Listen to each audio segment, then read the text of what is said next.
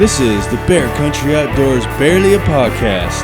I'm your host, Doug Joyce, and with me is James Forsland and Chris Cantrell. Thanks for joining.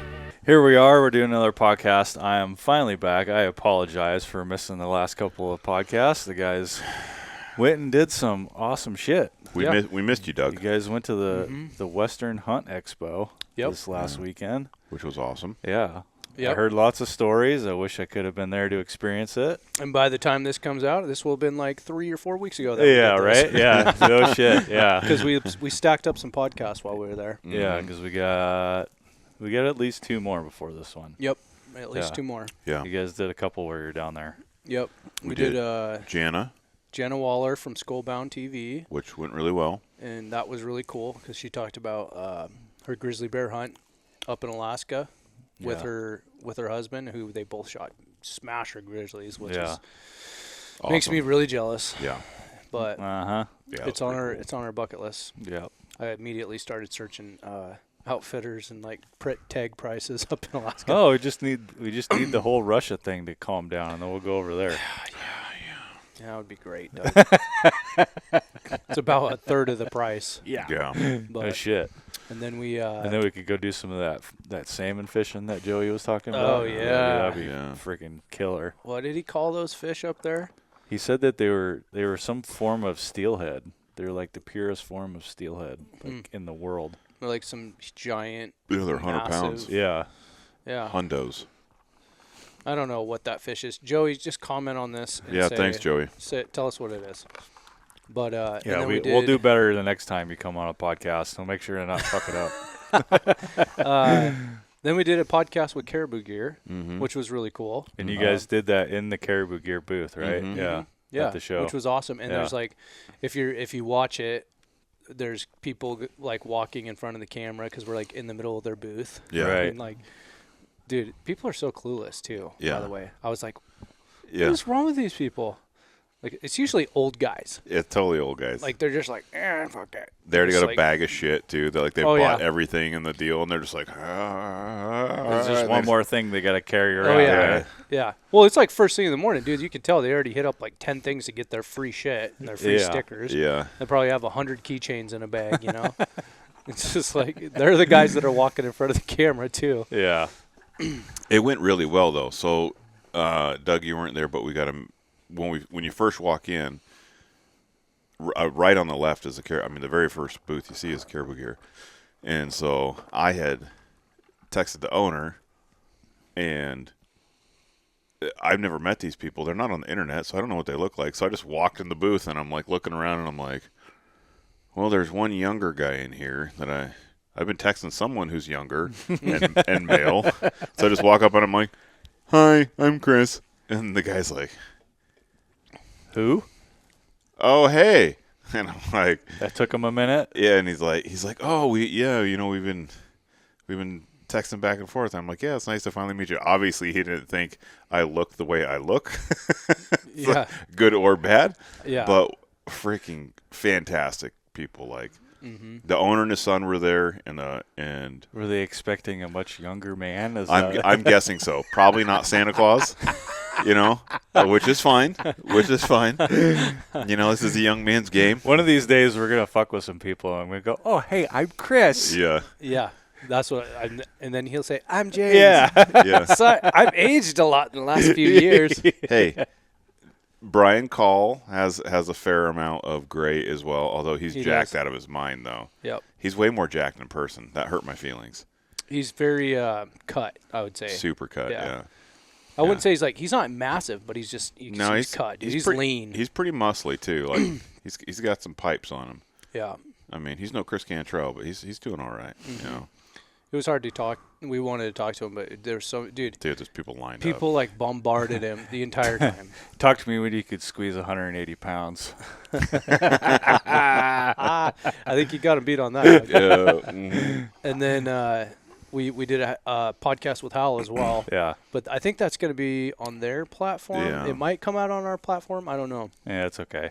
We'll see. It's good, though. It'll be good. We'll have him on our own podcast one of these days. Yeah. Mm-hmm. We got to meet Charles Mm-hmm. and John John Sloan. John Stallone, which was cool. It was super nice guys. Yeah, and Mike. Mike, yeah. Yeah. Big Mike. Big Mike and the boys. You and Big Mike got along really well. Yeah. It's like me and Doug. Big men gravitate towards each other. Mm-hmm. Yeah. We just have this gravity that just And works. I think the other guy's name was Everett, the guy that I was talking to first. Oh, yeah. Yeah, it was really good. I think I was really surprised how many people were there from the internets. Like, everybody, Like right? everybody That's what you from guys the are saying. internets, Yeah. Yeah. And I noticed a lot of people, and then James pointed out the other 70% of the people. He's like, "Oh, that's so and so. That's so and so. Hey, you know her? Hey, you know him?" And I'm just like, "No." And he's like, James is like, we're just walking up like, "Hey, I'm James from Backcountry," and they're like, "Oh, hey, James, I'm," and I'm like, and then he would say the name of like the company, and be like, "Oh yeah, it's coming back to me now." Yep. We got to catch up with Robbie too and have a beer with Robbie. Yeah, Robbie from Blood Origins. That was good.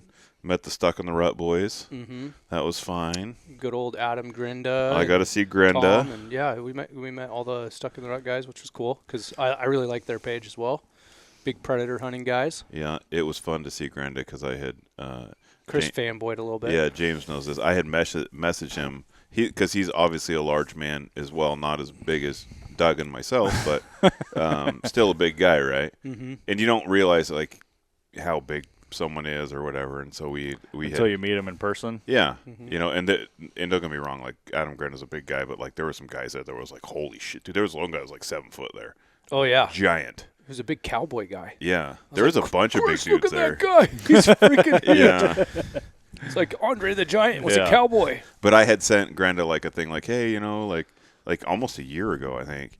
And like, hey, I'm trying to get in shape. How about we make a little bet, and if I lose, I'll take on like a black bear hunt. And he's like, black bears for fags. Like I can shoot those every day of the week. And I'm like, okay, well, what do you want? He's like, I've killed everything. None of that interests me. And I'm like, he's like, why do you even want to bet me? I'm like, well, big guys, you can bet each other, and like it's different than like if me and James said, hey, James is already cut up. He's 185 pounds or whatever, and like if he loses 10 pounds, that's like me losing 50, So I'm like, so I brought that up, and he's like, oh yeah, I remember you. You're that weirdo off the internet that wanted to bet me. Yeah, he's like, what did he say? I started laughing so hard. He's very funny in person. Dude, by the super way, too. funny, yeah. Hell yeah. Yeah. He would. We're not that close yet. He would have taken it though. He was a good sport. Yep. He was a good sport. The Shed crazy guy. What the hell is that guy's name? I can never remember his name. I just know him as Shed Crazy. Yeah. He's also very funny. He's a big dude too. He's a really big dude. He's taller than Grenda, but he lost a ton of weight. Yeah. He said he posted something the other day, and it was like he's gone almost to like 75% or 80% carnivore diet. Really? Yeah, which is how he's shedding all that weight, Yeah. cutting carbs and sugar. He said sugar, if you can get rid of Sugar is a big thing. Yeah. Sugar's I feel like one of the biggest things you can cut out to lose weight. Yeah. If you can cut it out completely, you'll lose weight super fast. Sugar, carbs like bread and Yeah. stuff like that too. Like if you go pure It's carnivore, the processed sugar too. and I feel like, and now I haven't had to do this because I don't usually put on a lot of weight unless I drink a ton of beer. But I feel like if I was going to have one thing that I had to diet on, and it would be steak. So, dude. like, carnivore diet is, like, right up my alley. Yeah. If that's all I had to eat, it was like, oh, I can only eat meat. I'd be like, okay, well, this is Okay, an that- okay gonna diet. be all right. Yeah. Yeah. It'll do just fine. If you did that for like 3 or 4 months, like, Oh, yeah, dude. If you strictly ate carnivore Yeah. and then just, like, mixed in a few veggies here and Yeah. there, like, dude, I bet you'd shed weight like nothing. I saw a thing. Some doctor guy was talking about like Ozempic, and he's like, if you just went on the carnivore diet, it does exactly what Ozempic does with like none of the side effects. I'm like, oh man, that sucks. It's Yeah. possible. Osteoporosis Yeah, that you can possibly get. I know, which I'm already on that train, so I'm like, no Ozempic for me. Damn it. I'll just lift You don't weights want and to. eat meat. You don't want to take that shit anyway, dude. No. I think it catches up to you in the long run, like, Oh yeah, and especially if you go off of it, Yeah. and then you're like, oh, my body's all messed up. yeah. Can't be that good for I you. don't want to do that. No. But it was fun. The show was fun. We saw a ton of people. Chris tried to give. Oh my God, this is so funny. So I'm over there. And I already know what you're gonna say. I'm bullshitting with Remy Warren, right? Yeah. And we're talking hunting. We're talking like elk tags in Washington and some bear hunting stuff. And Chris comes in. And he's like, "Oh, I'm Chris. Like, blah blah blah. Nice to meet you, Remy." And he's talking about guiding bears in Montana, right? Uh-huh. And Chris comes in. He's like, "If you ever need any bear hunting tips, you can hit me up." I started laughing so hard. I'm like, "Chris, it's Remy Warren. He doesn't need your bear hunting tips." And then when we're leaving, I gave him the old arm tap, and I'm like, "Hey, I'm serious. If you need some tips, you hit me up. I got your back. I got lots of pro tips for you." And he looked at me like, "Who the fuck is this guy?" Yeah. Oh, dude, it was hilarious. I'm not gonna lie. I did that to a bunch of different people. Like, Hey, first impression is what counts. Dude, and they were just like, "Who is this guy?" Chris is good at trolling people. I'll tell you that. Oh, I gave Granda a ton of shit the whole time we were there, and I didn't give the shed crazy guy. I gave him a bunch of props though, because I was just like, dude, for how big that guy is, and for how much, because those of you watching at home, I haven't always been this svelte 275 pounds that I am. I was fat as hell when I was younger, right? So I know how hard it is to lose weight. And I was like, dude, he lost a lot of weight. He looks really good. And so, but I ramped it up a little bit. I was like, God damn, you look good. Man, you lost some weight. Can I touch your tummy? You know what? The funny thing is What a weirdo. I have never, ever been able to have a six-pack. Even in, like, my pro ball days when I was working out 5 days a week and Jacked. Jacked. I think the best shape I was in, I think I was like 240, 250, but I was 8% body fat. Holy shit. And I still didn't have a six-pack. Jesus. I couldn't break that barrier. I mean, and I was dieting and everything, working out hard. Just couldn't do it. Speaking of jack dudes, did you guys see Justin? Is it Justin Truitt, Cam Haines' son? Oh, yeah. Is it Justin? Yeah. Justin Truitt. Yeah, dude, he ran was it a marathon or half marathon in a pair of jeans and no t-shirt? Yeah, dude. I was like, I kind of had to give him some props, dude. I was like, that would be me. I'd be the guy in the jeans. Dude, well, he was. Except for I'm not nearly that in that physical condition. He was obviously sponsoring like the jean company or whatever, because it's like some super performance enhancing like stretchy jean or whatever. Yeah. But I was like, he made the news, right? Yeah, the clip. Yeah. I saw that clip. There's some dude with his shirt off running in jeans. There's like professional marathon runners like closing the gap on him. Right. It's just like he's closing the gap on some man in jeans with In no no shirt.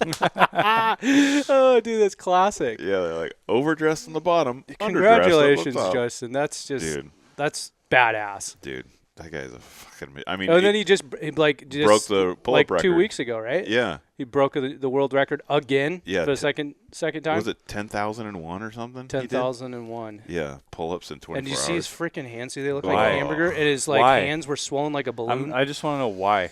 Just Dude. to prove he could. Doug, if I could do 10,000 I pull-ups, wouldn't. I would.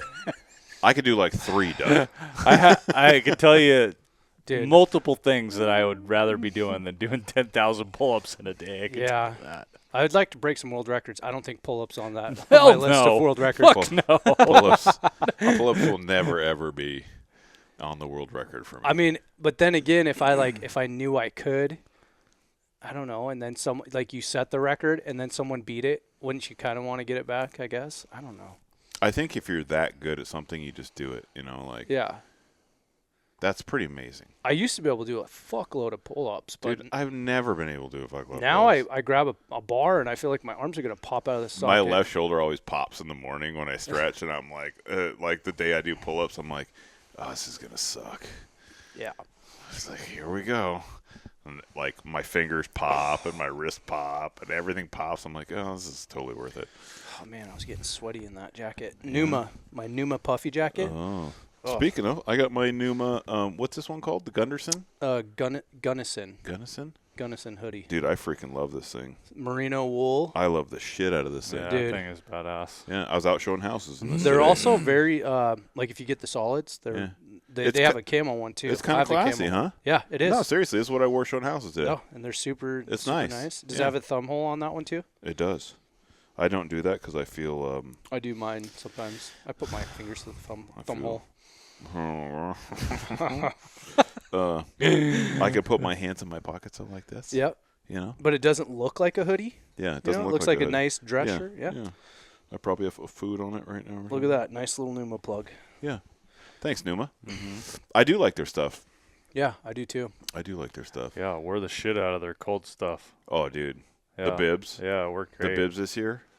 The bibs and the coat. Clutch. The Torrent. Was it the Torrent series? I think it was Torrent. Yeah. Torrent series. Yeah, I had the jacket, but I didn't have the bibs. And I wish I would have got the bibs. So clutch this year in Montana in like 3 feet of snow. We got stuck on the side of the road, and I had to live there for 2 days. I wish I would have had any cold weather clothes. James left everything at home. I think my only complaint is like for the bigger guys, you almost need to be like one size up.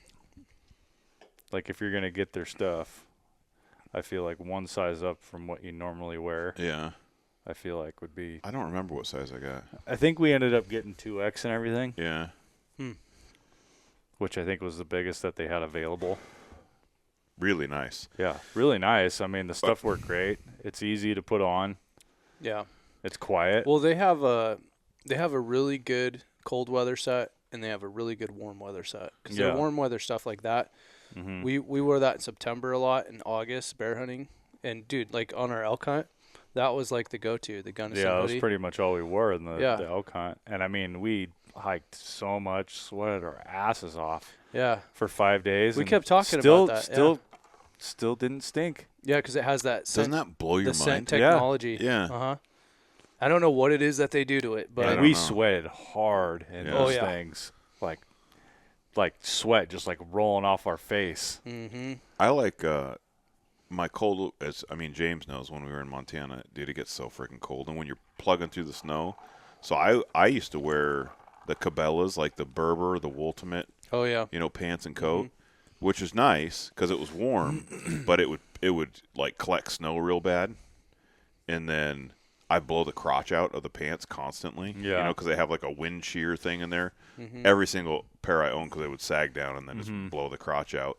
And the coats aren't long, so as soon as you lift your, arms up, my muffin top would fall out, and then it'd get cold. It's like I'm baking bread at 30 below in Montana, right? and I'm like, God, dude, this sucks, dude. Yeah. So, dude, the bibs and the coat from So Numa. I didn't know this about the coat until the other day because I was wearing mine, and I was trying to unzip one of the zippers. I think I was trying to open a pocket, and then I realized that there's a zipper right here on both sides on the jacket that goes all the way down. Did you know that? Yeah. Yeah. So you can open the jacket all vents, the way. basically. Just like you can on the bibs, you can do it on the jacket too. I did like that on the bibs because I get hot real easy, and so I could just zip that down. So half the time when we were hiking around in Montana in the snow, I would just zip it down, like when we packed your elk Just out. a little bit from the top, so Yeah. you could let a Dude, little it's bit a of game airflow changer in because there. when you're like locking in all that heat and you're hiking, it's just like the last thing you want to do is just get sweated out and then it's freezing cold. Yeah, Yeah. It was, But it if was you can perfect. just open her up. That's the last thing you want to do is get way too sweaty. Yeah, So, that was nice. Good job, Numa. We're gonna talk to them this week, and we're gonna probably give some feedback on some of the stuff we got. Yeah, that did. I think all the stuff that we used this year did really well. I'm super excited to try the new VX6 HD. Oh yeah, The Gen 2s, 2s, yeah. I was so happy with my scope this year with that lighted reticle too. Like, I mean, I have a bunch of loophole scopes obviously, but I never really used a lighted reticle that much before. And I think hunting in Africa, because it was so like just dark when we shot so much, I was like, dude, this is like, it was super convenient. Like, it was really nice. And I could see that in like low light. Yeah. Yeah, it was super. I mean, I'm gonna have a tough time going back now to my like a regular scope with no lighted reticle. I was like, shit, this is nice. Not just the fire dot, right? Like the whole reticle lights up, and you can turn it down to where it's like doesn't like blind you.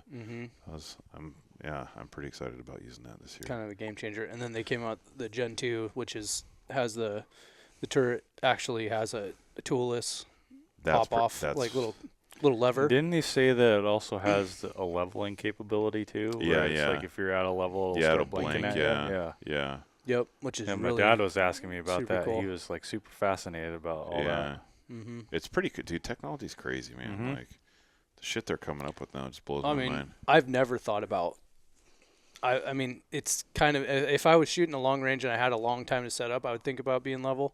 Mm-hmm. But 90% of the time, I am not thinking about. Yeah, I mean, like, for pretty much our whole entire lives of our hunting career, we've never really thought about that because everything's been within 200, 300 Yeah. yards, exactly and that really doesn't make a huge factor difference. Yeah, in that much. but For if long you range. had a scope that blinked at you, if Yeah. you knew you weren't level, you'd be like, oh, just take that little second to adjust. Mhm. I think I like the idea of having it. It's incredibly fine, So like so in the gun shop, I put levels on tons of guns. Guys come in and put this level on, sure, no problem. And it's not. I feel like a lot of those levels aren't as fine of an adjustment.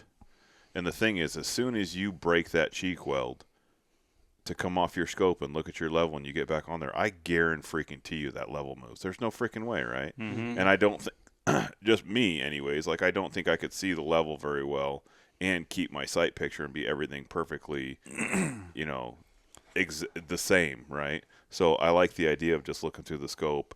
You're on, you have your sight picture, and then you can just make those adjustments without moving your head, without moving anything. Mhm. And as soon as that stops blinking, you touch off. And especially, I mean, it makes a difference at range. If you're shooting 5, 6, 7, 800 yards or whatever, 100%. we shoot a bunch of stuff. I wonder what the realm is like.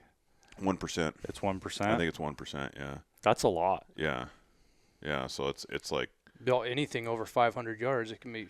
Yeah, so it's pretty cool. I mean, it's a really neat feature, and I think that a lot of these companies put features on their scopes or their guns or their actions. I wouldn't be surprised if they put a digital level inside the scope at some point. Yeah. To where it gives you.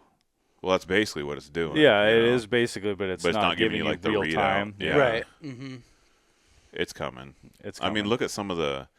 You might have to put a little bit more battery in something like that. Yeah, we looked at some of the thermal stuff there. Oh man, yeah, they had some sweet thermal dude, stuff. the thermals will blow you. How much shit they have packed in these things, dude? Leupold? No, so Leupold's not going to come in the thermal game, so which is fine. So that we can talk about other companies, right? So like Pulsar, for instance. Oh man, Pulsar, AGM, the Rattler that we looked at, Mm-hmm. and some of these bigger companies, they have, so it has Bluetooth capability, so it's talking with your phone the whole time, right? So you can record, right? So you can hit a button and the scope records to your phone. Which is wild. It tells you they have built-in rangefinders on Think these about that scopes, for content. right? So the thing is when you look through a thermal, there's no depth perception. You can't tell if something's 25 yards or 250 yards, right? So you're like, oh shit, is that a deer? And it ends up being a mouse at 25 yards, because it's dark out, you can't see shit. So they have a built-in rangefinder, and they have there's a million different things in there, and it wouldn't be surprised if they had some sort of like angle detection, something or other, Oh Yeah. It's well, and like obviously the more you pay, the better the clarity. yeah, obviously. like the nice Pulsar. If you buy the new binoculars and the new top of the line scope, you're $20,000. Yeah. For the pair. So Which is. I mean, I hard to guess get that would make sense why Leupold doesn't want to get in that game.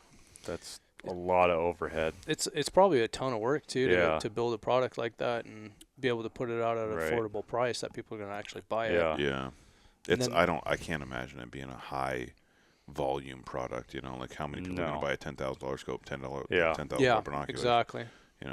And technology changes so fast. I mean, it's changed drastically in the last couple of years. It was like a 320 scope was really good as far as like, and we're talking like, think of your TV like definition, which is like standard definition television, which is, if you've ever had to watch standard definition television nowadays, it's like, this is complete dog shit. This is ridiculous. It's What is like- this? It's fuzzy. It's terribly fuzzy, right? Dude, we need to get a thermal sponsor. Yeah, because it goes, and then they have a bunch of 640 scopes, which are like, they have some 384s too, but the 640 scopes are real nice. Yeah. And now they have like 1080s, Mm-hmm. and I think do they have a 1200 I don't or know. 1280? They might. Anyways, there's a bunch of really, really nice stuff. Like I said, the top of the line Pulsars. Jesse had bought a pair, dude, and I sold one of those scopes to another guy in the gun shop, and the scope was like $9,500, and I'm like, can I touch this, please? Yeah. Can I just play with it just a So little bit. me and Chris were playing with them all right. Yeah. Oh God. And we're in the expo, Yeah. so there's tons of stuff to look at, right? Yeah. Because you got the scope and you're All like, the goodies. you know, there's all these people Yeah. walking at all different distances. So I'm like looking at it at someone 150 yards away, and it's like as clear, you know, in thermal imaging Yeah. as looking with a pair of binoculars. Yeah. Like crazy The definition. imaging is almost identical. Yes. Yeah, it's pretty wild. And then you can like, you know, you can change it to like what is your preference for Color palette. Yeah. Mm-hmm. Yeah. How do you like? And then did you notice like one of the settings had like it would show like the in depth like with the heat, and it looked like it kind of looked like blood, you know? Yeah. Like on like the hottest spot, like, and that was where like the mouth and like nose are. And I'm like, oh man, so that's like if you were like on an animal, you'd be able to tell exactly like that's the head, that's the face, that's the nose.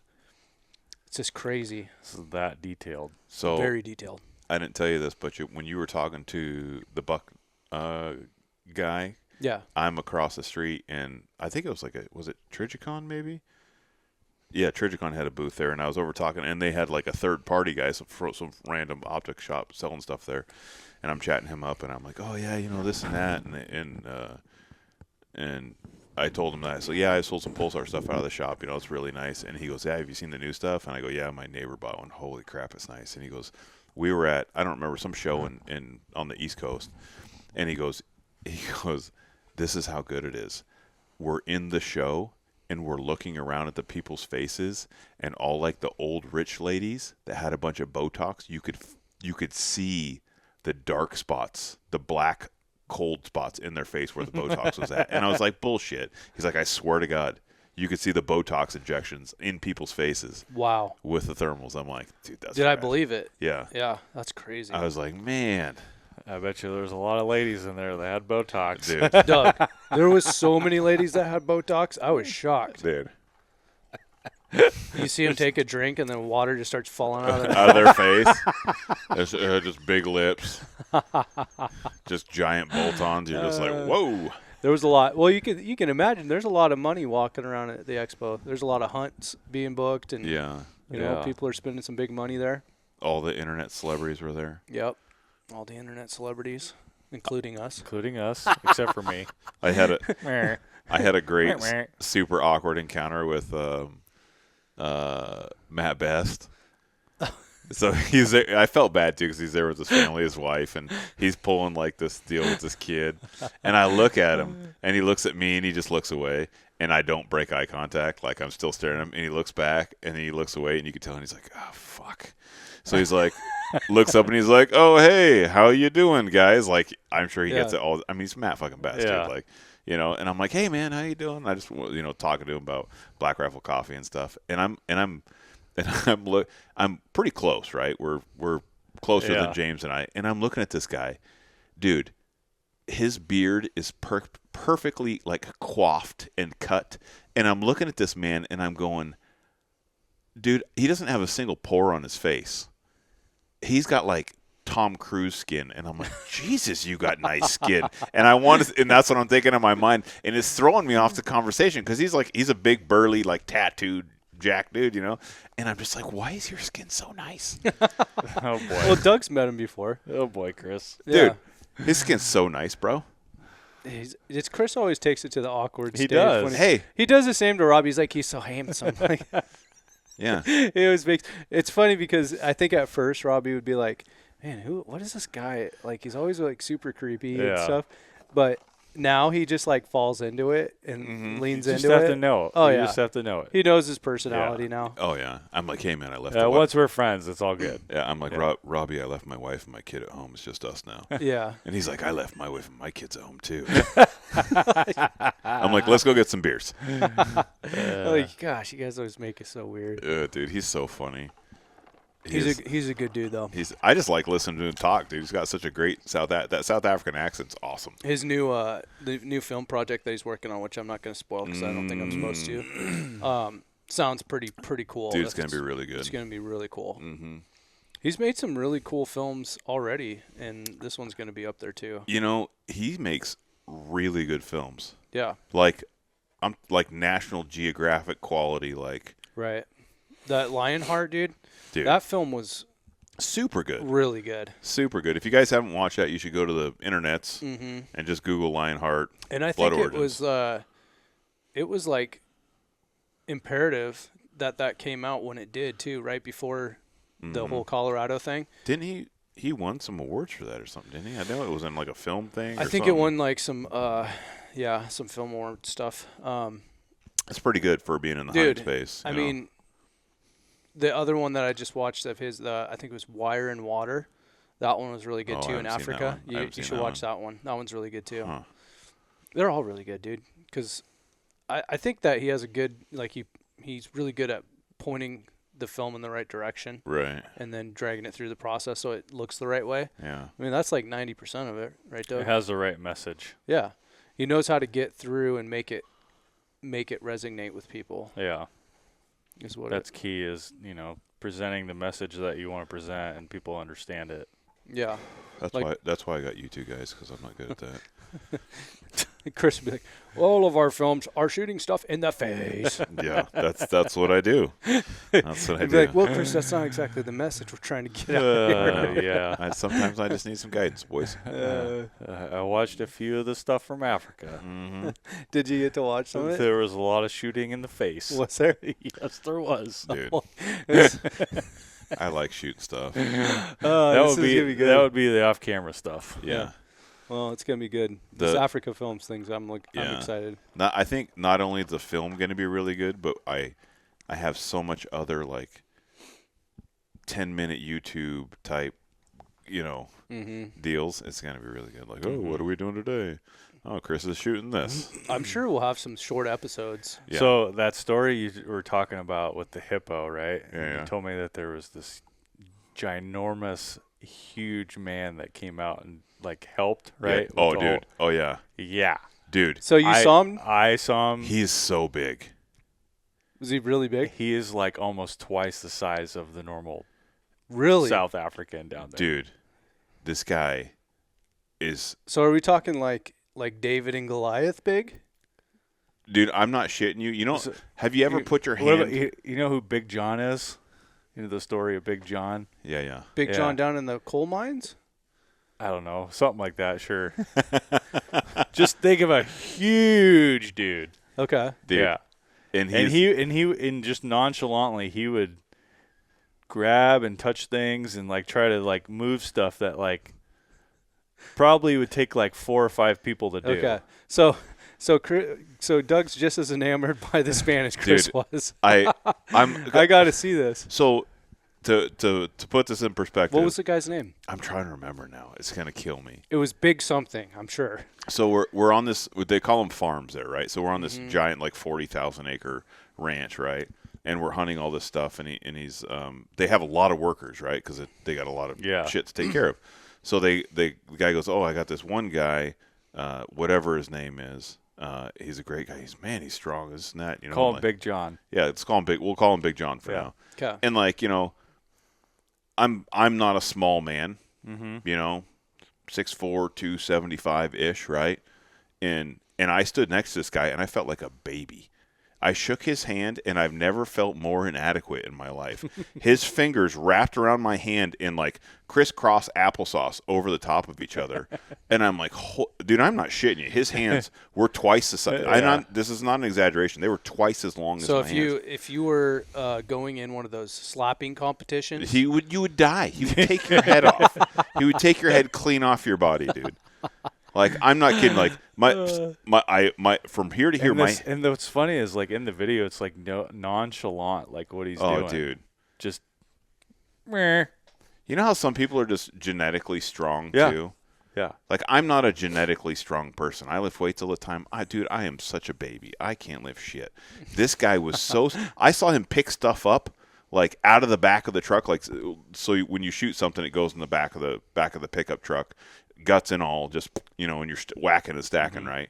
And he would literally reach over and grab like some random antelope and just pick it up with one arm and take it out and just put The it on guy? the, yeah, the guy. you just grab it and just be like, and just like grab by the scruff on his neck, Like a sack of potatoes. like but a kitten picking up a kitten. like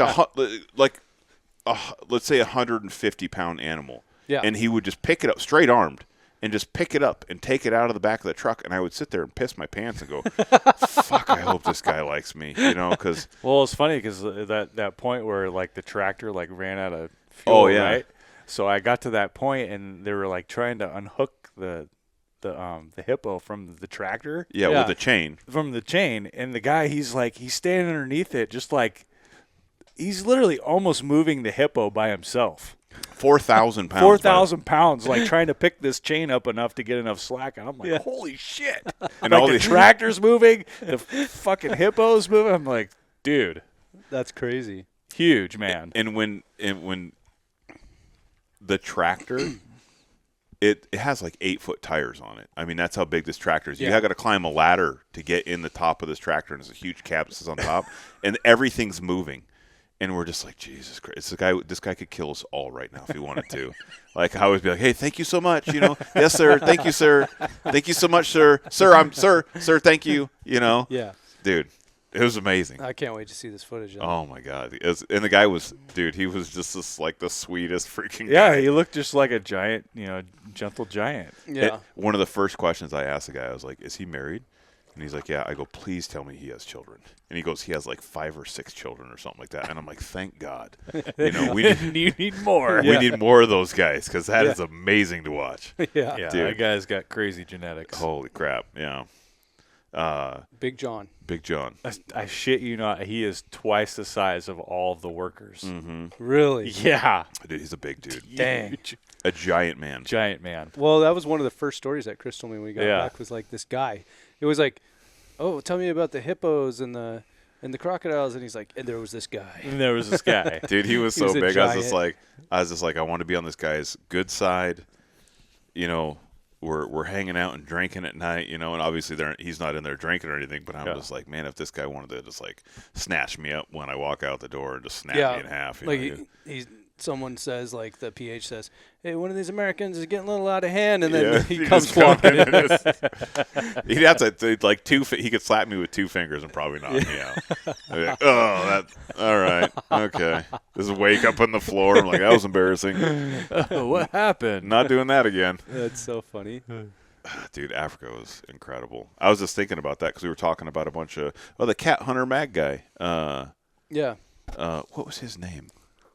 Off the top of my head, I can't remember. So, anyways, a guy who owns Cat Hunter magazine, and just kind of had mentioned that like I did like the small cat slam in South Africa, and we start ripping off some stuff. Yeah, we were talking about that.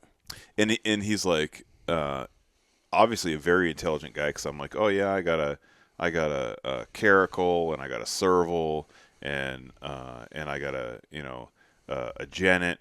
And he's like, well, technically that's not really part of the cat family, just like and he starts naming off all these things. I was like, Jesus, this guy's like in the know, man. Like, yeah, he knows all the species of just about every cat in the that he can hunt. I was talking to him about tigers and stuff. Yeah, I was like, hey, he's like, there's nowhere I don't think you can hunt tigers. I'm like, yeah, I know. I asked someone else about it too. It was fun talking to him. He's like, you just have to go to India and hunt those man-eaters. That's what we were talking about. We actually parade them around. We asked our cab driver about that because our cab driver was from India. Yeah, of course. I go straight to talking about tigers and man-eaters. Yeah, and he's like, he said something to me like, "This isn't Jungle Book." Like, yeah, like we're in Utah, Yeah. Jim. I know. Oh, well, then I was like, oh yeah, we got a lot of East Indian guys, and I was like, actually, in India, you guys probably just are Indians, right? You're not East Indians, Like, I go, we got to differentiate because we have like Native American, we call Indians here, and he's just like shaking his head, like, geez, just get out of my car. I don't want to talk to you guys anymore. He's like, you weird American guys come to me and start talking about man-eating tigers just because I'm from India. Man. Well, I just wanted to know. I want to know what life's like in India, dude. I want to know, like, is the struggle really real there? Is there real man-eaters running around ripping people's heads off? I don't know. I'm sure there are. He said that in, was it in the north part of India? South. Or south part? Yeah. Okay. Yeah. Now, he said that it happens, but not where It was he only was like from. 10% of the country or something, he said. Yeah. He said, but it's a real thing. Dude, we did a lot of stuff while we were at the show. Mm-hmm. We went out with Loopold, had a great time. Yep. Those Loopold boys, guys. those boys know how to party. Those are our kind of people. They're our kind of people. It's funny. It was like, so you got Loopold, and then right across the way they have like it was 4 times the size of the Loopold booth. Vortex had this giant booth that was just completely empty. Like no one was in there except the guys working, and they're just braiding each other's hair and playing patty cake. and so we're hanging out with Loopold boys. It's so true, too, Doug. There's like this booth is like the size of like a warehouse. Yeah. And Dude, it's it was so completely big. empty. Yeah. And so I'm talking with Loopold boys. I'm like, yeah, what are you guys doing? You know, and they're like, oh, yeah, we're going to go out. You know, if you want to come out, we can, a little dinner and drinks. That sounds good. I say, yeah, I'm a bourbon guy. I'll have some bourbon with you. And then we go to walk by it's right by the bathrooms. Big shocker. The shitter, if you will. That's a good one. And I'm like, the Vortex guys, and they're like, hey. I'm like, hey, what's going on, guys?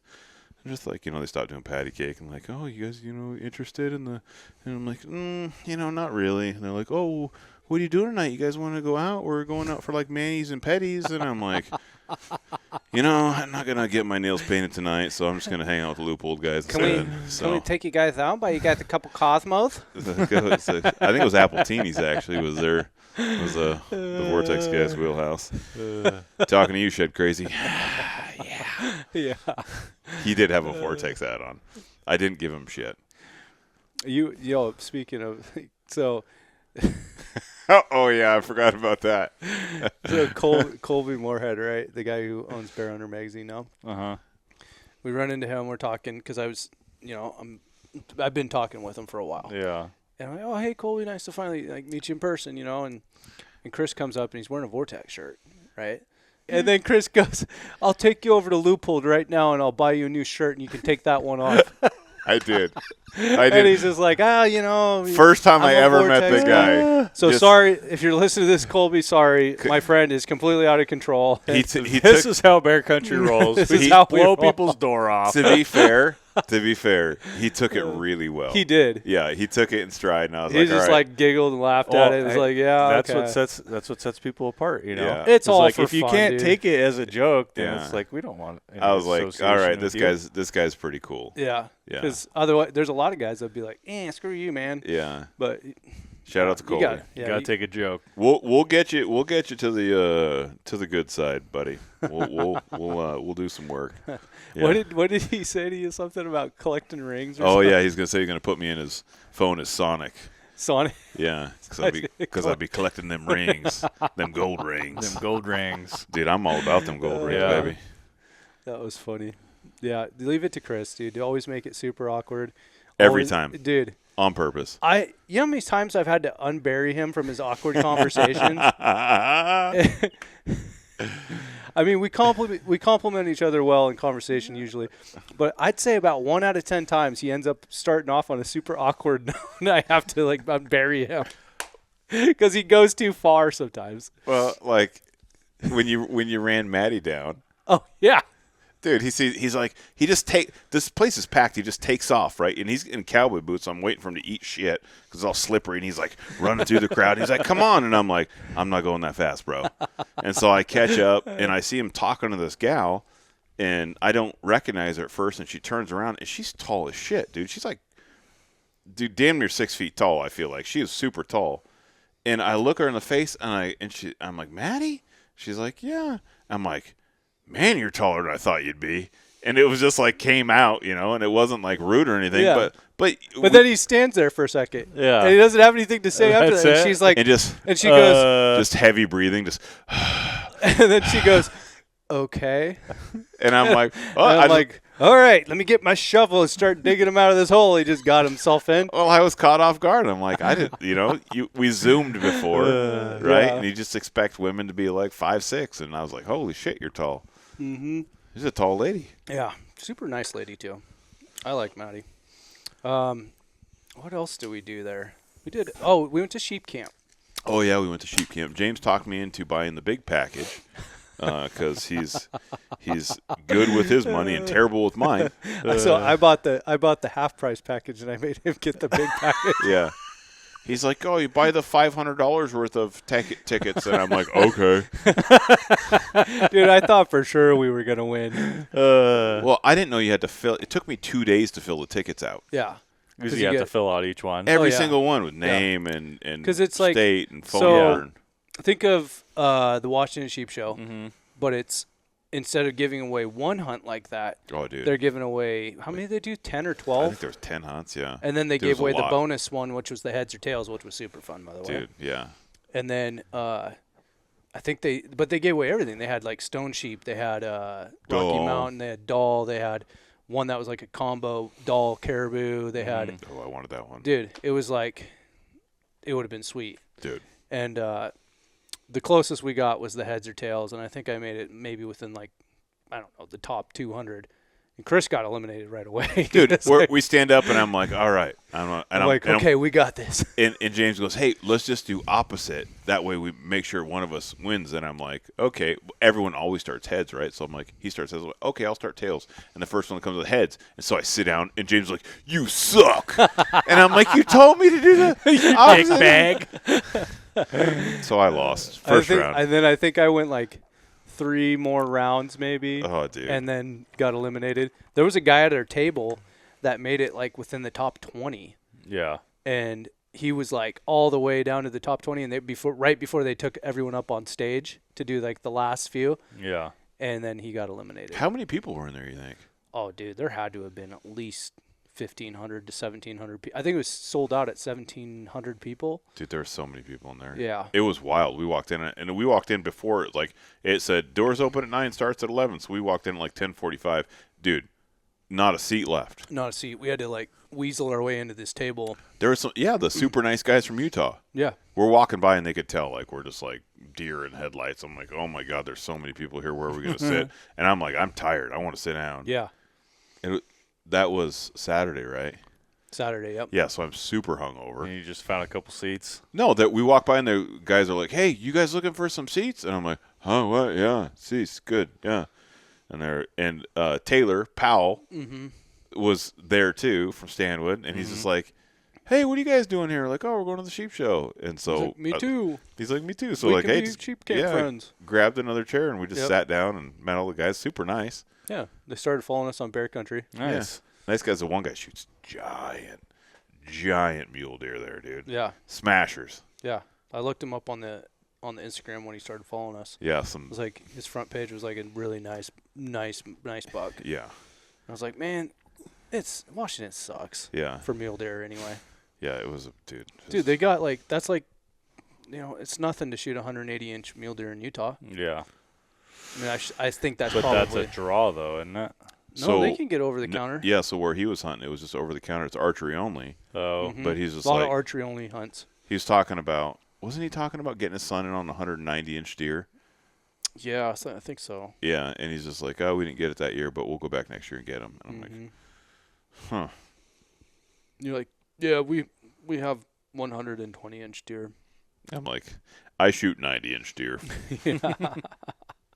They're big. I life-size them. When did they do the draws for the Utah stuff? I think it's this end of this week. Okay, so you still have a chance. Yeah, And we still got a chance at the governor's tag for Montana too. yeah. For mule deer. Ooh. I put in for 70 different tags in Utah. 70? 70? Yeah. Dude, winners win.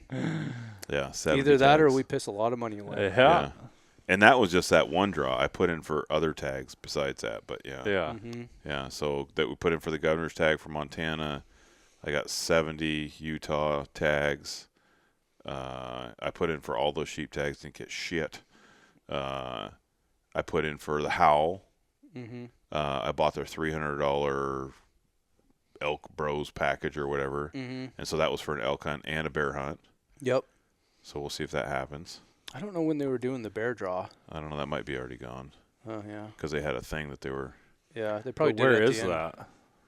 that? The bear hunt? Colorado. Was it? It was in Colorado. Colorado, yeah. It was a guided bear hunt in Colorado. Yeah. But then I think with this, so we're going to give them a plug here. So if you sign up for their it's like what they would consider their elite membership, right? Yeah, yeah. It's like the top of the line. I think it's like $300. Yeah, $299. You get your elite membership, and then you get entered in the Elk Bros, and it's like every 100 members that they get into their elite club, they give away a New Mexico guided elk hunt. And so Pretty good. it's pretty. I mean, that's You pretty got a cool. 1% And I think, chance. Yeah. is it forever? As long as you're a member of that. I think as long as you're a member and they're Yeah. still in business. So if you renew it, you can continue to be put in every 100 members. So when they get 100 members, they do a drawing. When they get 100 members, they do a drawing. So like depending on how many people, enter that. And they give away some other stuff every month too, I think. A 1 out of 100 chance. Yeah, for a guided elk hunt. It's like, Yeah. That's pretty cool. I'll spend the monies. Yeah, and New Mexico's got some giant bulls too. Mm-hmm. I don't know which outfitter it is, but I'm sure anything in New Mexico that's guided is probably pretty decent. Who else did we meet there? We met so many people. We got to finally meet Oliver, the owner of All In. Oh yeah, yeah. Got to resurface back with the Isaacs again. Yeah, the Isaacs are. Speaking of, they were doing a live Instagram something on earlier, so I piped in and I was very PC. Just FYI, I did good. I did. I like those guys though. Mountain Ops kept us alive. Oh my God. Mountain Ops, those suckers. So they had the drink, like when you go into like a 7-Eleven or something, and it's always like circulating in there, right? And they had all their different flavors, right? They had like 30 of those lined up. Yeah. Dude, tons. And they have like little tiny, like almost like smaller than shot glasses, like you put like ketchup in, right? Yeah. And you could get little tasters. Yeah. Well, the guys at Caribou Gear, so I could not find my water bottle here. Couldn't find it. I have like an Nalgene, with a bunch of stickers on it. Couldn't find it. Looked everywhere.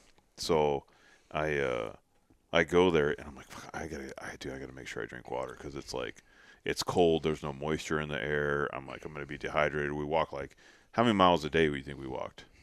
At least probably 6 miles a day. I was gonna say at least. I was gonna say 30, but I was realistically between 6 to 10. I mean, it was. And that's just in the expo. Yeah. Yeah, it was a 1.5 mile round trip just to our hotel. To and from the hotel. Yeah, and so it was that was nothing compared to how much we walked in the expo.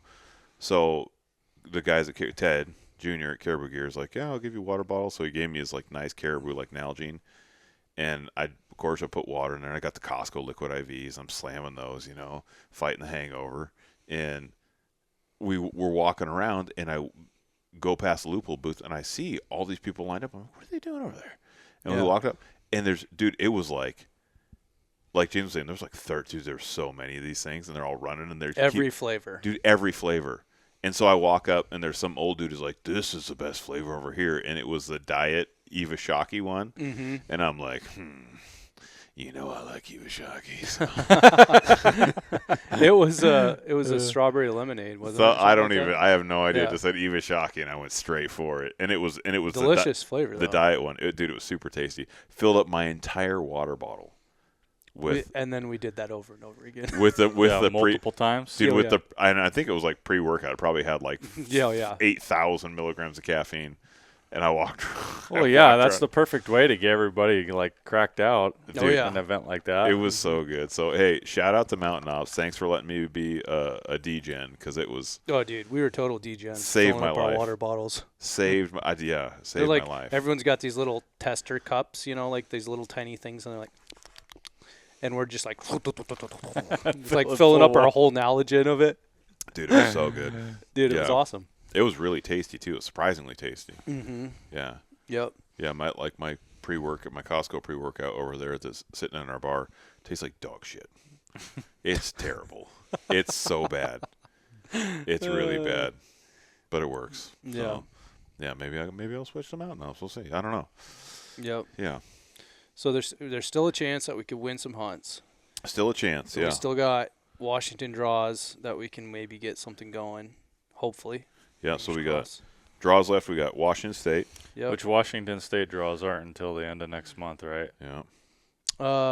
No, that's for multi-season. Yeah, we got till end of April, right? Yeah. So we'll have Montana. Yeah. We have already You got Wyoming already, right? You already put in? I already put in for Wyoming elk, and I already put in for Alaska black bear. I didn't put in for moose this year. What else was I going to put in for? All of our Washington stuff, of course. Yeah, tons of, obviously, the oil tags. We're still going to put in for some Idaho quality tags. Yeah. So There was something else we were going to put in. We still got a chance, Doug. Yeah. We're going to put in for some cool Idaho tags. You never know. You never know. Somebody's got to win. Yeah. Why not me? Why not us, dude? Why not you? Yeah. Why not Doug? We've been struggling this year already. That'd be cool. So hopefully Dude, it'd be one so of us cool. draw something cool. Yeah. Because we got this great idea for a film next year, and it's going to need a good hunt to go with it. And Yes. we Very looked much so. We looked at the show. I have three hunts that I want to do. One is these are outfitter hunts, which we don't have outfitters for. So anyone listening, if you know a great outfitter, fantastic. One is going to be a giant mountain lion hunt. Mm-hmm. I would love to shoot a mountain lion. Yep. A mountain goat. Yep. That's in the And top.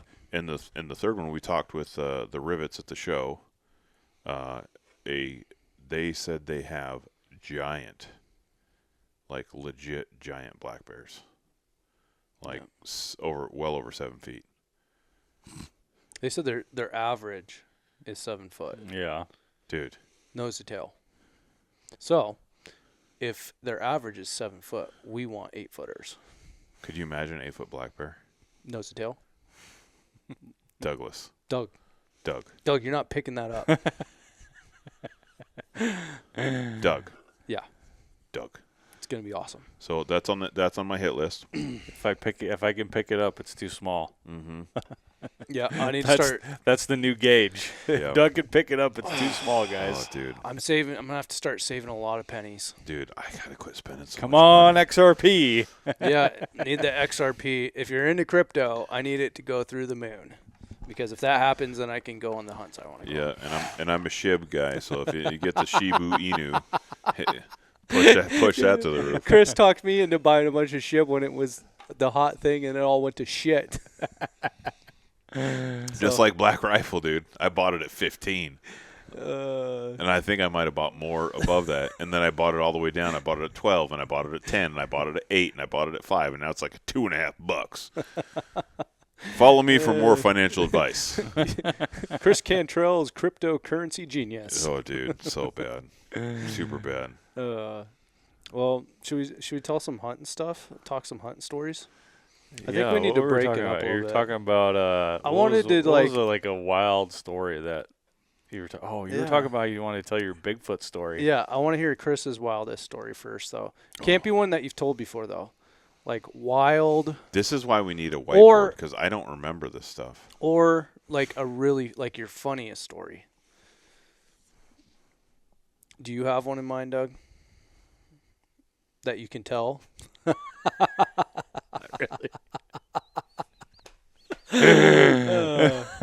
God, that's a tough one. Okay, how about this? I'll start out. Okay. I'll tell a story first. Yeah. And then while I'm telling the story, you're going to be so enamored by it, you won't be able to think. So you think of your story, okay? Okay. All right, here we go. There you were. All right, so here I am on my very first backcountry hunt ever. Horseback in, right? Oh.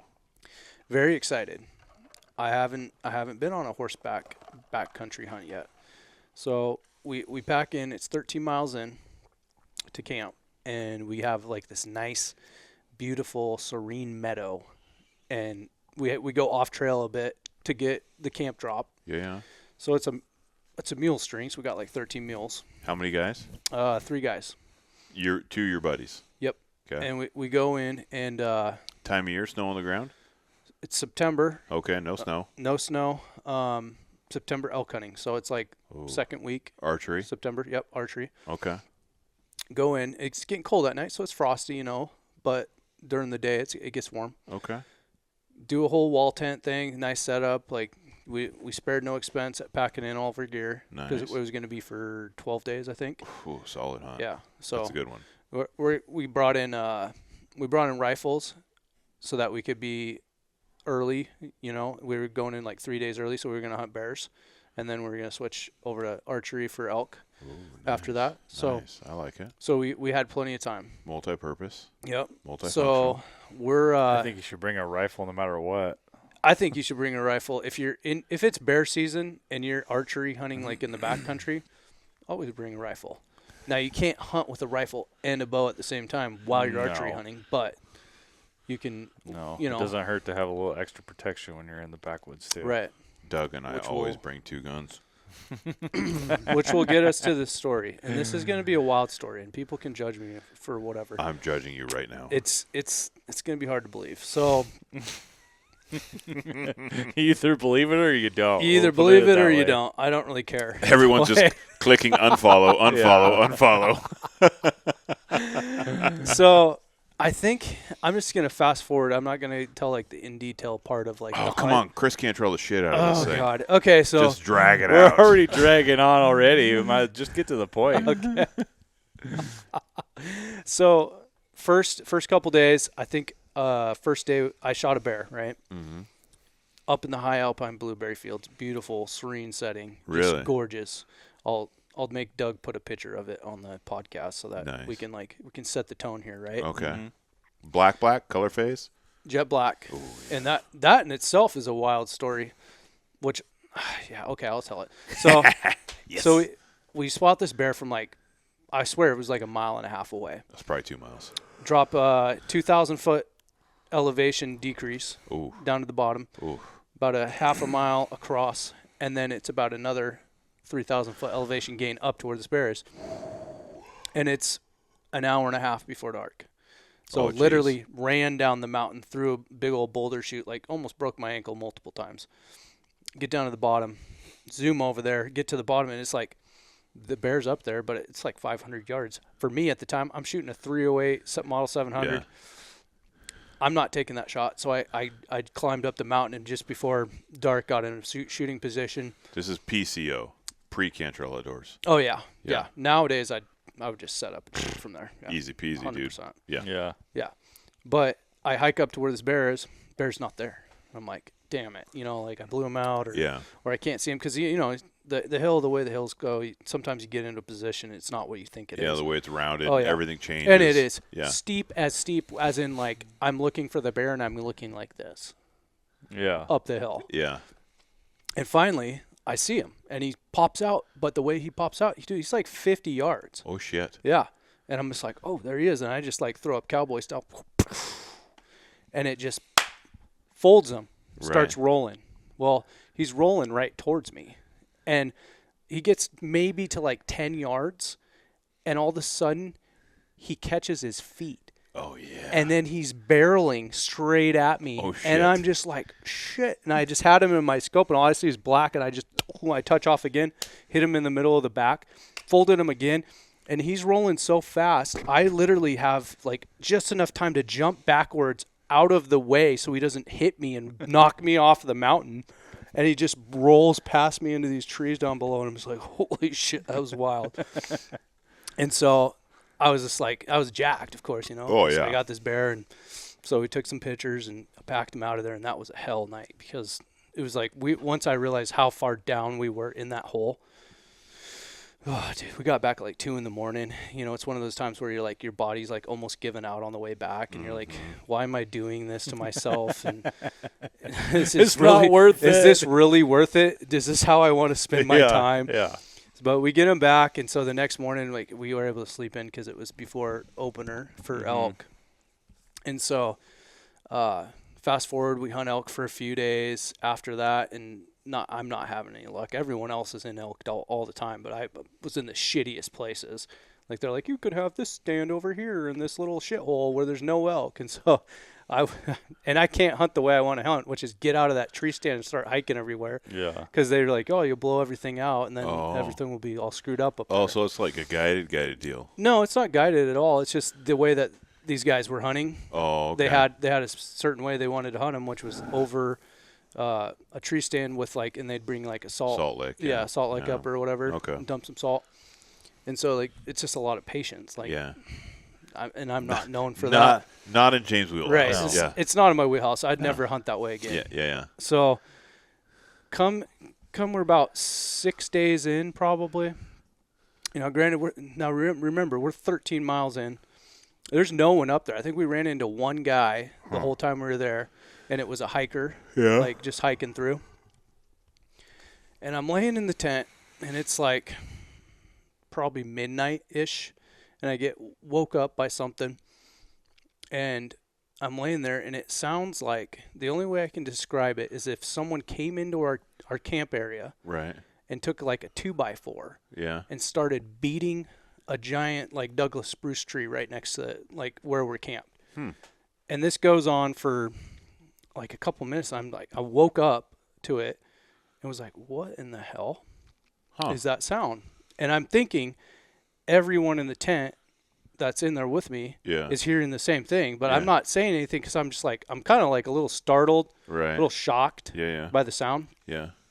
But the weirdest thing about it is that sound would happen right next to where our tent is.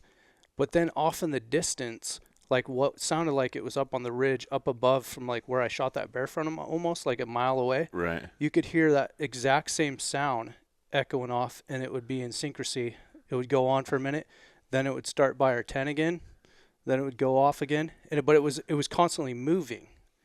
Like as if like this thing was like calling in like some weird code to this other thing. Yeah. And it was getting closer and closer and closer, and then it stopped. And I'm laying there like, what the fuck is going on? And I got my 44. I'd unburied that, and I'm sitting there, and I'm like, whatever this thing is, if it opens that tent, I'm blowing it away. Right. 100%. And in my 100%. My head immediately, because I've heard stories of this kind of shit, I'm thinking Bigfoot. It's Bigfoot. Oh, of course it's Bigfoot. It's got to be Bigfoot, right? Oh, yeah. What else is going to do that? Yeah, great guy. And I'm like, and if this is someone messing with us, like it doesn't really make sense that there'd be something that far off. Yeah. And then like doing the same thing. Yeah. So I'm trying to put this all together in my head, but it stops, right? And then I hear like I'm like, you're tuned in, dude. I'm tuned in. I am like, I'm trying not to like make any noise because I'm trying to hear what's going on. And I can hear something walking in the meadow around our tent in the frosty grass. Like I can hear like the slight crunching of the grass. And I'm just like, what? Now I'm like starting to get a little bit nervous, you know. And I haven't even, for some reason, I haven't even thought like to say anything to anyone else. I'm just like, these guys had to have heard this. Right. Like, and they're probably doing the same thing I am. Mm-hmm. But I don't want to say anything. Yeah. I don't want to alert this thing like that. I'm aware of its presence, you know, and I don't want to like, in a weird way, like I don't want to ruin it. Yeah. You know, because I'm like, this is crazy. Yeah. And the weirdest part about the entire thing was, and this is like the bizarre thing, is I can hear it saying like it's communicating with another one in a way that's like with if we were whispering to each other. Yeah. If I was like, hey Chris, blah blah blah blah blah blah blah. Yeah, James. Yeah, these things are sleeping in this tent, a bunch of stupid people. Yeah. But it's not in a language of any way that I can describe. It's more like just like jibber jabber, like like it's weird, right? Right. And that's just like, and now I'm thinking, whatever this is, whatever I thought it was, it's not what I thought it was. You know, like I'm thinking it's a giant ape, you know, or whatever. And now I'm thinking, what is this thing? Like, is this like some weird alien thing? Is Bigfoot like something completely different than what people think? Is it just like a bunch of weird people that never like came out of the woods? Right. Like, I don't know. And so I lay in there for a while, and then it kind of goes off, and I'm like sitting there, 44, aimed out the door, and I'm also like watching the side of the tent, like if it reaches through the side, like it's a nice thick canvas tent, right? It's gonna have to do some damage to get into us, you know. But I go like I'm just sitting there at the door, just watching it, like frozen almost, and it kind of stops and just like goes away, and then I hear it like go off, like it's going up the hill again, start banging on trees again. And so that's when I was like, I reach over and I was like, wake up to my buddy. Yeah. And because he hadn't said anything. Right. And I'm like, and he's like, what? I'm like, you hear that? He's like, what? And then right when I start making that noise, Yeah. it stops. Really? Yeah. And I'm just like, did you hear that? And I'm like trying to tell him, like, he's like, Yeah. what are you talking about, dude? And I'm like, you didn't hear any of this? I'm like, yeah, of course, my luck, you know. Yeah. James is You're crazy. The only, Yeah. I'm the James only is guy, the only right? one that's heard it. So it was pretty wild. And then, like, I remember I laid there just, like, for, like, 2 hours, just wide awake. And, like, I heard it one more time, and it was way, way, way off. And it was making that knock. Really? Yep. Huh. And that was my Bigfoot story. I never saw it. I never, like, I didn't. God, you should have had a did- thermal, dude. If I would have had a thermal, it would Just have got been. Yeah. No, in reality, You should have just got out of bed and just walked out. Hey, what's up, guys? yeah, you know, in reality, I wanted to I wanted to do something, but it was almost like I was like I was just like frozen. Like Yeah. just sitting there listening so intensely Yeah. and like frozen in like Yeah. it's like a little bit of fear, a little bit of like wow. Yeah. It's like a little bit of trying to figure out what the hell is actually happening. Is Yeah. this actually happening? Yeah. You know, and then I had to have like this self-talk with myself, like, okay, so if I see this thing, I got way more days to be on this mountain. This thing is living here with us. Right. If I see this thing, am I going to shoot it? And I was just like, okay, you got to make that call before it happens, you know, like, because I don't know what's going to happen. And I was thinking to myself, and I was like, no, I'm not going to shoot it. Because of the way it was like communicating, like in a way that it was like talking to, you know, whatever it was. I don't know. Maybe it was just a bunch of creepy people like just like screwing with us and making weird sounds. I don't know. But 13 miles in the backcountry in the middle of the night in a hunter's camp doesn't seem like that'd be a good idea. It was Doug. It was Doug. It was Doug Doug. followed us in. It was Doug. Yeah. So that's my Bigfoot story. I never saw him, so I cannot verify 100%, Oh. but close enough to where I believe in it. Mm. And I'm sure maybe someday something will happen and we'll find out. What do you think about that, Doug? Now you know. You never know what's out there. You never know what's out there unless you have a fucking thermal. Yeah. And then you know everything. Dude, I could have Yeah. been looking through the tent. Dude. Yeah. I know. And that'd be Been like, looking at square in the eyes, and that could have made eye contact with you. yeah, not doing And that. then looked in your soul. And it has built-in thermals, and I Yeah. have Oh, a yeah. handheld thermal. Yeah. Yeah. It already knows. Yeah, it's like Predator. It's Yeah. like whatever the sound is it makes while it's sitting there invisible. Dude, so good. Yeah. Yeah. So if you have any Bigfoot stories like that or anything that, just comment on this video. Say, I believe. And that'll put you in for a special giveaway that we're going to do at A the end. special giveaway. Yeah. I believe. Yep. Chris, what do you got? I have a similar story. Not quite as theatrical, Really? but I have a story that when you get woke up in the middle of the night, I'm in a wall tent. Okay. I'm in central Alaska. I'm in Grenda territory, right? Okay. I'm on a river in the middle of East Jesus where you could hike there or you could parachute there.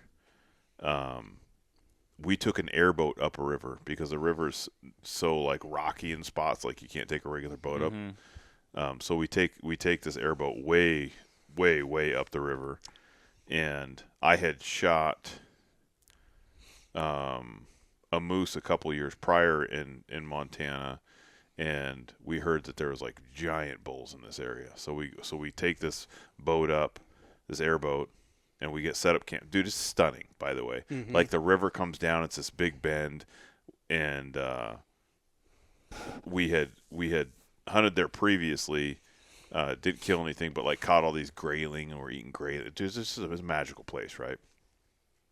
So we get this wall tent all set up. We're getting camp set up, and I'd closed a deal right across the highway here, and the people, my clients had bought me steaks from Del Fox, which is right across the highway here, right? But they were like Wagyu steaks. I never had a Wagyu steak before, and it was like, dude, it was so freaking good. Like But it was like, you know, one little, like, it was in New York. It was like this big. It was probably like 3,000 calories because they're like, you know, 90% fat, yeah. right? Delicious though. So I'm like, you know what? My buddy I'm going with, Travis, is a big foodie, right? So I go there and they have these ribeye steaks, and I go, "What's the biggest ribeye steaks you got? You know, what these Wagyu steaks, right?" And they go, "Oh, we got some 16-ounce. We got two 16-ounce steaks left." I'm like, "Perfect, I'll take those." Yeah. So I got two 16-ounce Wagyu ribeyes. I freeze them.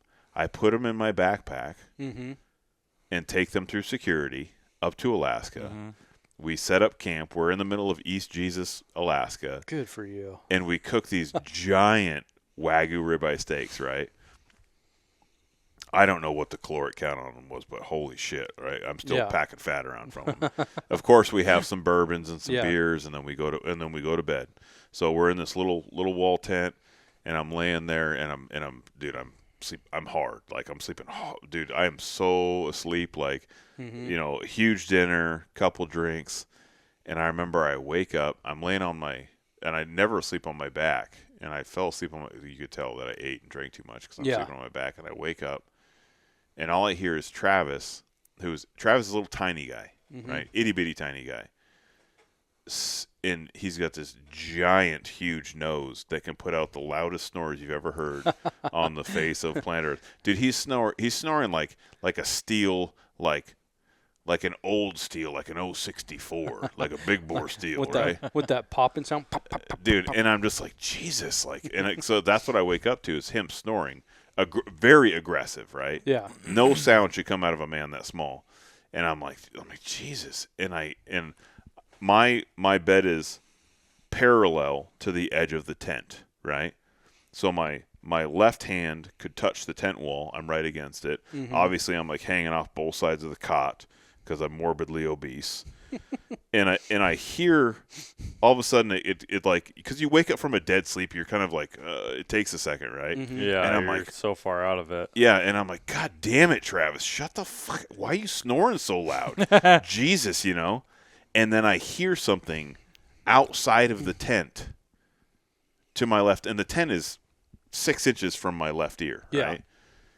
And I hear something, and I hear the brush move because there's like the I don't know what kind of bushes. It's almost like little 3 foot tall buck brush or whatever. Yeah. And then there's some shorter 2 foot bushes around camp. It's not like heavily. It's not big bushes, right? No. And I hear something, and I'm like, what is that? And I hear the bush, and I hear him moving. I'm like, what is that? And all of a sudden I hear like that, you know, like I hear like a you know. And I'm like, is that a whitetail snoring at me? Because I wake up in a stupor, right? In the middle of Alaska. Yeah, because that's what you think. Like, oh man, that was really weird. Wait a minute, I'm in Alaska. What is that? And then all of a sudden I hear teeth popping. Oh yeah. And I'm like, oh fuck. Yeah. We're not in black bear territory. We're in brown bear territory, right? Oh boy. Yeah. Yeah, you're down along the river. Yeah. Right? I'm right on the river. Okay, Like literally yeah. the tent's 15 feet from the river. Yeah, So main travel corridor, right? You're in along Grizz the river. country. So I have my Taurus 454 in my double D Alaska leather chest rig, right? Mm-hmm. So I reach down and I try and pull my revolver out of the holster. Well, it has an 8 3/8 barrel, right? Yeah. Mm-hmm. And it's like it's been in there forever, and it's like super sticky. And I'm trying to get it out, and I can't get the fucking gun out of the holster. Oh man. Right, and it's I mean it's darker than the inside of a fat girl. I cannot see a thing. It is dark, Yeah. right?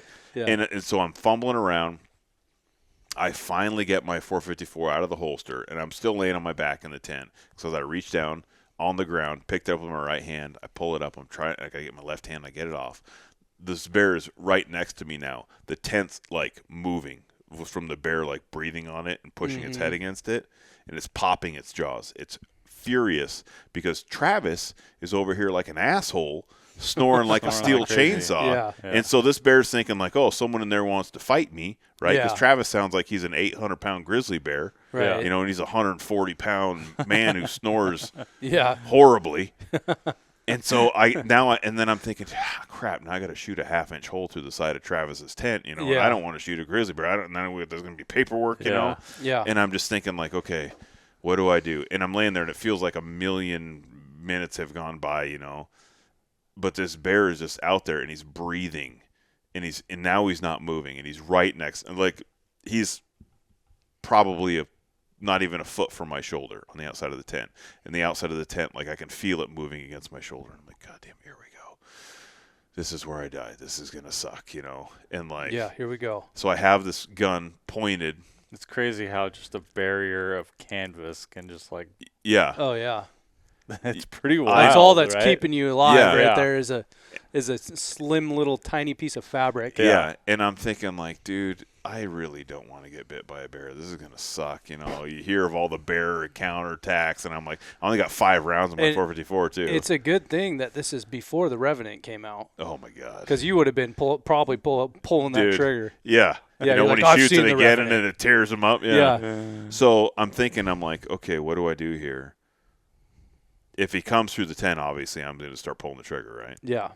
But he's not coming through the tent. He's just standing outside, and he's pissed, right? You can tell he's pissed because he's popping his jaws and he's making a bunch of noise.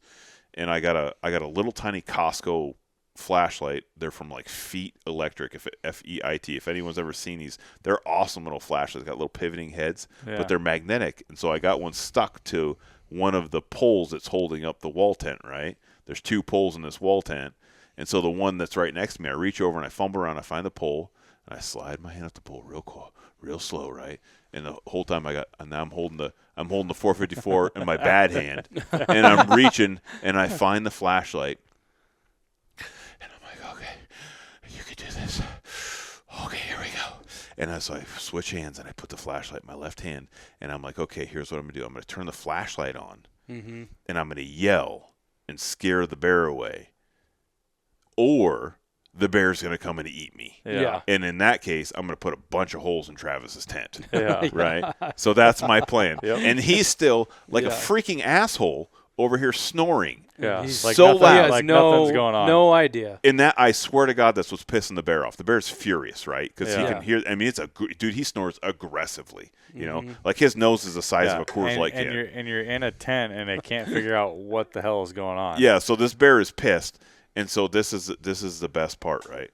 So I turn it on. I turn the flashlight on, and I got my 454, and I'm like, yeah, get out of here, bear, bear, bear. And I start yelling, get out of here, bear. And you can hear him tear off, and it sounds like it is when he runs off. It is so loud. It is so loud. So I'm thinking like we had a big Yeti cooler out there, right? Yeah. And I was like, oh, dude, he took our cooler. Yeah. Shit. Had all our food. Yeah. Damn it. You think he's dragging it off. Yeah, because it was so loud, right? Yeah. So Travis wakes up, what? Huh? What's going on? Because he had a couple of cocktails. He Yeah. just ate a 3,000-calorie steak. Yeah. And I'm like, dude, there was a bear right here, and it was so crazy, and I think it drug our cooler off. And so we go outside, right, Yeah. to see where our cooler's at. Well, the cooler didn't move, right? Mm-hmm. And Travis goes, and I shit you not, and I almost struck him among his head and his neck. And he goes, you dummy, it was probably just the beaver, because there was a beaver in the corner here. And I'm like, a beaver doesn't pop his jaws and breathe on the side of our tent. Right. And so we're going back and forth. He's like, you don't know what you're talking about, right? And I'm like, no, I swear to God, dude, like there was a giant bear. And like, so literally ready to eat us. Literally ready to eat us. He's over here snoring. So he goes back to bed. I'm pissed because he thinks I'm an idiot and said it was a beaver. Yeah. Right. So I lay there all night. I don't sleep like literally the rest of the night. Yeah. Mm-hmm. And then fast forward to the next day, we're glassing this hill, and it's a beautiful glassing area because you can see for like, dude, miles.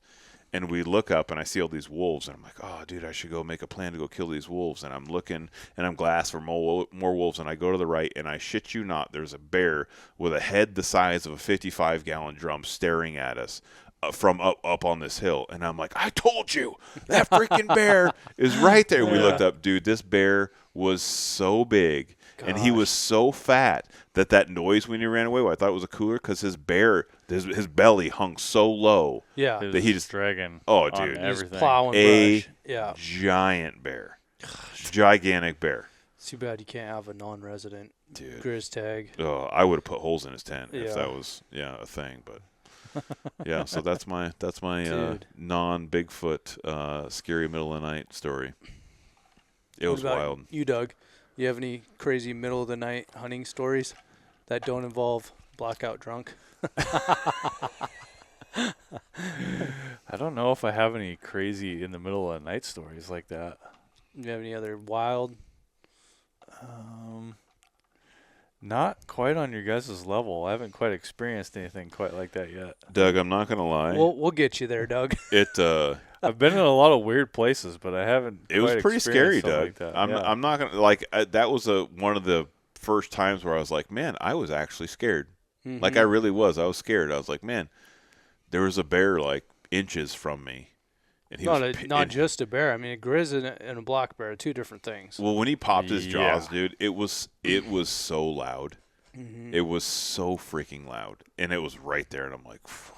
Because it's so dark, but you Yeah. can feel the tent move against your arm, because my It's a shoulder's much touching. bigger animal too. Oh, dude. Well, and there's no mistaking that sound too. If you've No. heard it, like that, Yes. the huffing or Yeah. the popping, Yeah, there's no mistaking it. yeah. I apologize for my Well, the whitetail huffing reenactment. comes, but yeah. and then it's the popping of the jaw. Yeah. It's yeah. Mm-hmm. Yep. Oh, dude, it's very loud. Dude, it was super loud. Yeah. It was really loud, and I was like, "That's what I I've was never like, heard a grizz do it, but I've heard black bears do oh it my many god, times. I don't Oh, want to. yeah. I don't want to hear it again, dude. And then when I saw it on the hill, and we're talking like those wolves were like, I'm gonna say the wolves were probably like 1,400 yards, I You think. didn't have a wolf tag? Um, Or you guys probably did, but you just didn't get a chance. yeah, we did. So they were at 14, and I was like, I bet you if I hike up to the there was a ridge, so we're in the right next to the river in the river bottom, and it was Mm-hmm. super steep on both sides. So I was like, I'm gonna climb up top, and I'm gonna get within like 800 or 900 yards, right? Because I was like, Yeah. because I think in that area you could kill a bunch of wolves too. Like you could Yeah. kill like 8 wolves or something crazy. And I was like, all right, I'm gonna get set up to where I get a better shot at killing a couple, right? Mm-hmm. Yeah. And hindsight being what it is, I should have just shot at 1,400 and tried to kill one. Yeah. Because by the time I got up there, they're all gone, and Yeah. it sucked. But I'll tell you what, after getting up top and crawling around and seeing that bear's tracks were everywhere, Yeah. and they were big. Yeah. They were very big, and I was like, dude, no, That's crazy. Dude, Still on the top of my list though. dude, Like to Brown- go after one of those things. grizzly bears scare the shit out of me. Yeah. Well, dude, they're different. Like they're not like a black bear where if you bump into a black bear, I mean they may run off, Yeah, but like you bump into a grizzly, dude, and there's like a 50-50 chance if They're it's gonna mess depending you on up. how far you are away from it, yeah, it's either going to run off or it's going to come at you and try to kill you. yeah. Mm-hmm. And seeing a black bear skull and a grizzly skull, and you're like, oh, Yeah. that's a big difference. Yeah, you startle a grizzly bear and most likely things are going to get western. Oh, dude. Yeah. You startle a black bear, most likely they're just going to run off. Yeah. I mean, there's that 1 out of 100 chance that you Yeah, might it'd be a big angry boar either a big angry boar or a sow or cub. a South Cubs. Yeah. Yeah, that feels threatened. But a grizzly bear, he might just be having a bad day and just be like, nah, I'm going to take this person out. Yeah. It happens all the time, dude. Even even a really big guy. Dude, Just nothing for a compared to a grizzly. grizzly bear. Yeah. No. If you're a giant like NFL 350-pound lineman, like you still don't stand a chance I against mean, a grizzly bear. It sounds like Big John from Africa might have a chance. Dude, but he would. I'm not gonna lie, boys. He'd fuck a grizzly bear up. He would. I'd put money on him. really? Holy shit, He's just holding it around its neck, choking it. He probably could. Yeah. dude! I'm not kidding. He had. His hands were all of 12 inches. Dang. He had the big. When he walked, you could hear his hands go through there. And He just drops a hammer fist on the top of the bear's head and just knocks it out. And you know when you look at guys and you're like, they look like that guy looked like he hit the gym every single day. He'd never seen a gym in his entire life. Well, No. dude, he's picking up dead animals every day. Dude, he was so big. That's the best gym there is. And the thing was like, he wasn't like Ronnie Coleman big, Mm-hmm. but he was Ronnie Coleman strong. Yeah. He was that strong. I mean, like I'd never seen anyone Dude. have like Africa's a tough place. You gotta be tough. He was like nonchalant strong. Yeah, he was like, oh, that's. He's just not like, oh, I'm just this big strong dude. No, he's just like do and be like big heavy thing and be like boop. All right, Yeah. Chris is gonna fly him in next year for a podcast. His English wasn't real great, and my Afrikaans isn't that good. But we had something going on. Every morning I'd be like, hey, hoe gaat het? Yeah. And he's like, hoe gaat het, man? Yes. Don't look at him sideways. Yeah. And buy a donkey. That's awesome. Yeah, he's a good Don't dude. hurt me. Yeah, he's a good dude. Yeah. I'm looking forward to seeing that footage. Dude, Africa. So I tell guys this all the time. Like, if you've never been to Africa and like you ever want to go on a guided hunt, it is by far the cheapest guided hunt you could do, right? Because like the bang for your buck. Mm-hmm. I mean, you could shoot you could go on a plains game safari. If you really wanted to, you could go on a coal hunt. They have coal hunts all the time. Mm-hmm. And dude, you could go shoot like 50 animals for like $5,000. Really? Because I got to shoot them anyways. Yeah. Because that's how many animals they have in South Africa. They have to manage their population. Yeah. And they're not like here, where they say, oh, you can't shoot this because we don't like it, our feelings or whatever. Over there, they're like, oh. It's almost like the population to animal ratio is completely opposite as it is here. Well, it is there. They're Yeah. very, very good about knowing their carrying capacity. They're like, we can have, on this one piece of property, like a lot of the properties we hunted were probably like, the small ones are 40,000 acres, and the big ones are like 120 maybe, right? 120,000 acres, completely fenced, whole thing fenced, right? And so they know. That's a lot of acreage. Dude, it's so big. And they go in and they go, we know we have like impala and kudu and gemsbuck and all these different animals, and our carrying capacity is this much for each animal. So they'll go in and do surveys of the animals and say, oh, we have this many. Oh, we have too many kudu. We got to get rid of 30 kudu next week because it won't the topography won't support it, and that's it. Yeah. And then obviously nothing's wasted there. I mean, they use every single thing. Eat it, Yeah. Almost to the point where you're like, oh, Jesus, you're going to eat that? Like, dude, they take everything. Like, they're eating all the guts. They're eating every single thing, So it's an amazing place. Yeah. Someday. Right? I can't wait for you boys to go. Way out here. Yeah. We were way out, Jim. Yeah. Way out, Jim. Well. Should we wrap it up? I think we've been going for quite some time now. Covered a variety of topics. Yeah.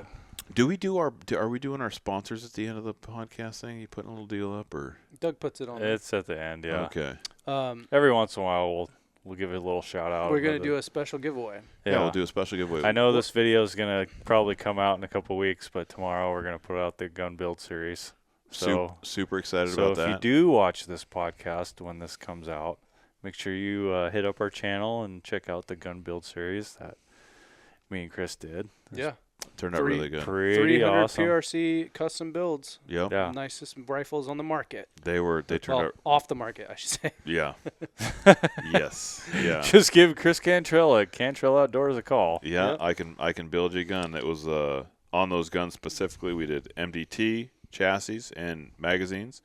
We did American Rifle Co. Coup de Grace lightweight actions. We did Timney triggers. We did Benchmark carbon fiber barrel blanks, and we did Leupold rings and scopes. And I can tell you for a fact, my gun probably I think the best group I squeezed out, it was probably 0.17 inches at 100 yards out of a 3-shot group shooting 220 grain bullets. And that's pretty good. I shot stuff at I think the longest thing I killed was that elk at 847, but it'll shoot a lot farther than that. Yeah, you had a lot of success. Yeah. And what are we going to give away today, Chris? We have, thanks to Charles at Howell, we bought his big package he had, and he gave us we're not sponsored by Onyx Hunts, but he gave us an Onyx Elite membership hunt, and all three of us actually pay for that already. So instead of us being selfish pieces of shit like we usually are, we're going to give it away to somebody who does not have an Onyx Elite membership. Yep. Or if you have one and you want to save it for your renewal for next year, you could save yourself. What is it? It's like $80. $100. $100. Yeah. It's $100, and I think I should know this. I've you been know, paying him for it forever. if you haven't used their mapping software, it's really good. I use it all the time, Mhm. and it's maybe somebody who's getting into it that doesn't have $100. Elite is it's the whole U.S., right? Yep. Mm-hmm. Yeah. All 50 states. All 50 states. And it's the bee's knees, boys. So It is. And if you wanna win that, comment I believe, and you can win it. I believe. I believe. Or you can just comment anything. Or just comment anything. Yeah. Yeah. You can tell us a story on there if you want to type it. If you think you have a story that's worthy of podcast, why don't you tell us that? If you don't want to type out a 300-page story, let us know you have a great story you want to be on the podcast. If you want to come up to Stanwood, Washington, and sit down with us, we'll take some applications for podcast guests. Mm-hmm. What do you think? Yeah, sure. We've had some good ones. Yeah. We've had some great ones. Yeah. There's some great ones. More to come too. A lot of good guests are going to be Yeah. on here soon, and Yeah, there's gonna be people some love surprises. hearing stories. We're only full of so many that we can tell, and then Yeah. we run out. Yeah. We've been going on for what, 3? This is our 3rd season now. Yeah. So How many episodes have we put out of this podcast, Doug? Like 50? we're over 50. Dang. Doesn't seem like it's been It that doesn't long. feel like Man, that. it flies by, doesn't Yeah, it? right. Yeah. Although I do restock that beer fridge quite often. Yeah. We're $150,000 in Coors Light now. Yeah. The Coors Light still hasn't called me. Woodford Reserve still hasn't called Oh me. man, yeah. I know. What the hell? We're in the negative. Yeah. We're waiting on it. Yeah, it's But good we know stuff. we can steal some free Mountain Ops from the expo. That's right. Thanks, Mountain Ops. You guys are awesome. It's been a awesome time. Yep. I'm glad we got to do another podcast. Hope you guys stay tuned for the next one because we got a lot more coming Yep. this year. We got a lot of crazy hunts coming up. Yeah, we do. It's going to be a busy year, just as usual. Mhm. But until next time, guys, stay humble and hunt hard. Thanks, everybody.